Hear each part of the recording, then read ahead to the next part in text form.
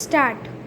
आज एक महत्वपूर्ण टॉपिक क्लास 9 के बच्चों हम निर्देशांक ज्यामिति की हम चर्चा करेंगे। इसके पहले हम भगवान गणेश के चरणों प्रणाम करते हैं और आज के इस एक बहुत ही महत्वपूर्ण टॉपिक की शुरुआत करते हैं। ये बहुत ही मज़ेदार टॉपिक है बच्चों, अगर आप ध्यान से अगर समझेंगे तो यह टॉपिक आपको क्लियर हो जाएगा। तो जो मेन कॉन्सेप्ट है निर्देशांक ज्यामिति, तो निर्देशांक ज्यामिति क्या है इसको पहले हम समझना है। तो पहले देखो बच्चों, ये तल किसे कहते हैं? शब्द है तल। तो तल क्या है? तल किसे कहते हैं? अगर इस तरह से अगर एक लाइन खींची जाएगी, यह एक रेखा है, एक लाइन है, इसको तल नहीं कहेंगे क्योंकि इसमें केवल लंबाई है। अगर लंबाई के साथ साथ अगर इसमें चौड़ाई अगर होती है तो इसको तल कहते हैं। इसका मतलब कि अगर हम निर्देशांक ज्यामिति की जब बात करते हैं तो इसमें दो रेखाएं होती हैं। एक लेटी हुई रेखा ऐसे होती है, एक लेटी हुई रेखा ऐसे लेटी हुई रेखा होती है। इस रेखा को हम क्षैतिज रेखा कहते हैं। और एक और ये रेखा होती है जिसको हम कहते हैं कि अगर इसी पर एक और रेखा खींचे तो इसको हम कहते हैं ऊर्ध्वाधर रेखा।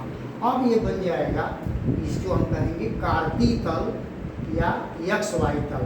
तो जो क्षैतिज रेखा होती है, तो क्षैतिज रेखा के आप इस साइड में चले जाएंगे दाहिने साइड में, तो इसका धनात्मक भाग होता है और इधर इसका ऋणात्मक भाग होता है। अब यहाँ पर ये y और y डैश लिख देंगे। ये ऊर्ध्वाधर रेखा को हम y तल कहते हैं।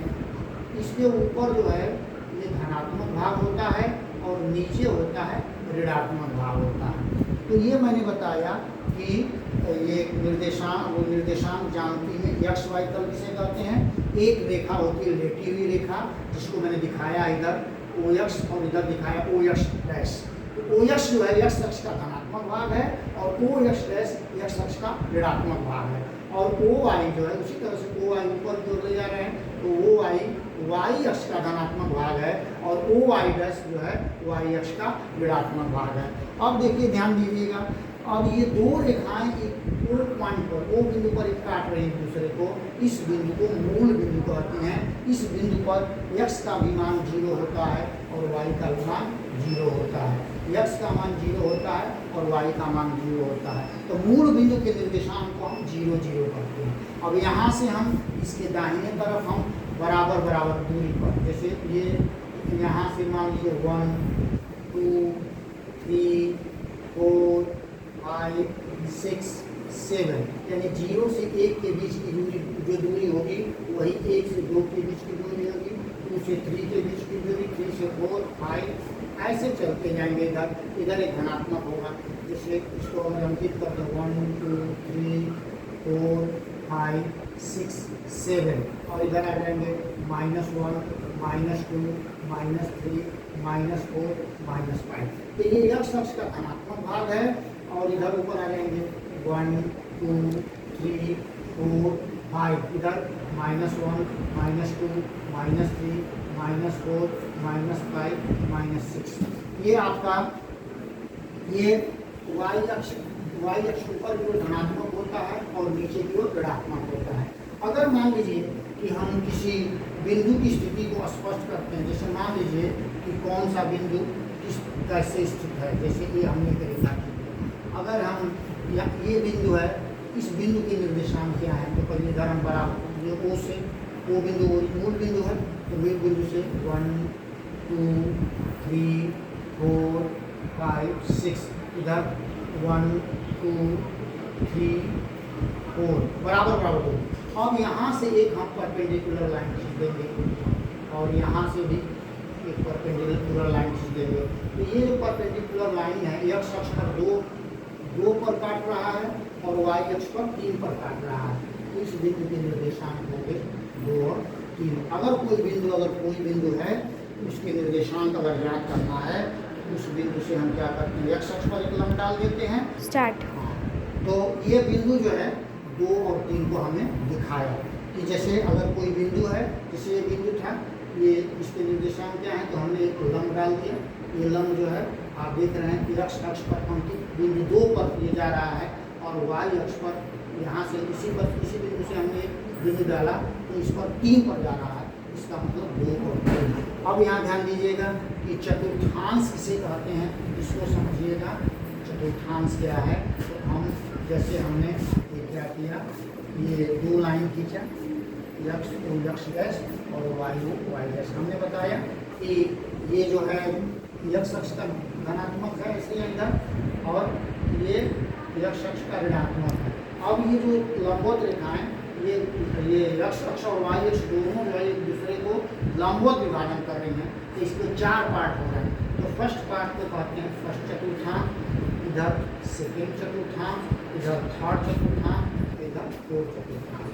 अब यहाँ ध्यान दीजिएगा, इसमें आपको जैसे मैंने बताया इधर यक्ष अक्ष भी धनात्मक होता है और वाई अक्ष भी धनात्मक होता है, तो इसके निर्देशांक प्लस और प्लस में होंगे, यानी फर्स्ट चतुर्थांश के निर्देशांक प्लस प्लस में होंगे, इसके निर्देशांक माइनस और प्लस में होंगे, क्योंकि इधर यक्ष अक्ष ऋणात्मक होता है। फिर आ जाइए तीसरे चरण में, तीसरे चतुर्थांश में। तो तीसरे चतुर्थांश में इधर देखेंगे यक्ष अक्ष भी ऋणात्मक है और वाई अक्ष भी ऋणात्मक है, इसके निर्देशांक माइनस माइनस में है।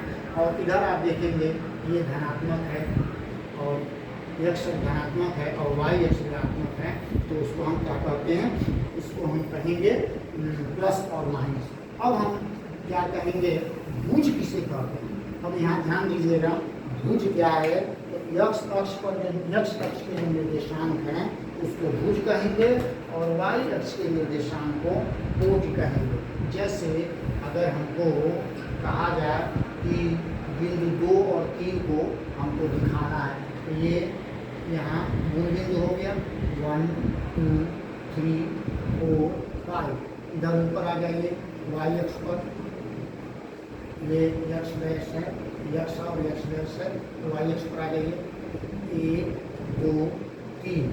अगर ये कहा जाए कि बिंदु 2 और 3 को दिखाना है, तो यहाँ से आप यक्ष अक्ष पर आ जाइए 1 और 2 और वाई अक्ष, अब इसी से ऊपर चले जाइए तो वाई अक्ष पर 3, यानी ये आपने दिखा दिया बिंदु 2 और 3 को। तो यक्ष अक्ष पर आप जो जो क्या नाम है, जो पॉइंट अंकित किए हुए हैं, जैसे पॉइंट 0 से 1 इधर गए और इधर गए, तो यक्ष अक्ष पर जो अंकित बिंदु हैं वो यक्ष अक्ष के निर्देशांक होंगे और वाई अक्ष के पर अंकित बिंदु हैं वह वाई अक्ष के निर्देशांक होंगे।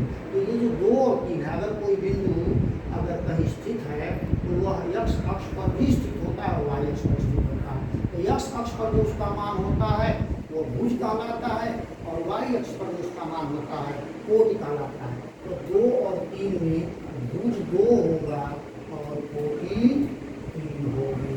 तो प्यारे बच्चों, मैं आशा करता हूँ कि यह वीडियो आप लोगों को बहुत ही पसंद आया होगा और वीडियो देखने के लिए आप लोगों को बहुत बहुत धन्यवाद। मेरे चैनल को सब्सक्राइब करिए, शेयर करिए और ज़्यादा से ज़्यादा इसका लाभ उठाइए। Best of luck. एक चीज़ और भी है, मैं पेरेंट्स से कहना चाहता हूँ कि कोई पेरेंट्स ये मत कहें कि हमारा बच्चा पढ़ने में ठीक नहीं है। सबके बच्चे पढ़ने में ठीक है। अगर बच्चा पढ़ने में नहीं मन लगाता है तो एक ट्रिक है कि चाहे मैथ की किताब हो, बोलो, अगर बच्चा पढ़ना नहीं चाहता है, अगर बात नहीं मान रहा है, तो उसकी बुक को लेकर स्वतः आप बैठ जाइए मैथ, और अगर उससे कुछ मत करिए, उसकी मैथ की बुक लेकर बैठ जाइए, इंग्लिश की बुक लेकर बैठ जाइए, साइंस की बुक लेकर बैठ जाइए, जीके की बुक लेकर बैठ जाइए, हिंदी की आधा घंटा 1 घंटा खुद उसकी बुक को पढ़ेंगे तो धीरे धीरे बच्चे का जो कंसंट्रेशन होगा वह निश्चित है पढ़ाई के प्रति होगा। यह पेरेंट्स की जिम्मेदारी है कि किस तरह से बच्चे का माइंड जो है जोड़ना। अगर हम बार बार उसको कहेंगे ये नहीं पढ़ता है, नहीं पढ़ता है, नहीं पढ़ता है, तो ये मेरा सवाल है। अतः मैं सभी बच्चों से कहता हूँ पढ़ाई में लगाएं। वीडियो को देखने के लिए धन्यवाद। जय हिंद, जय।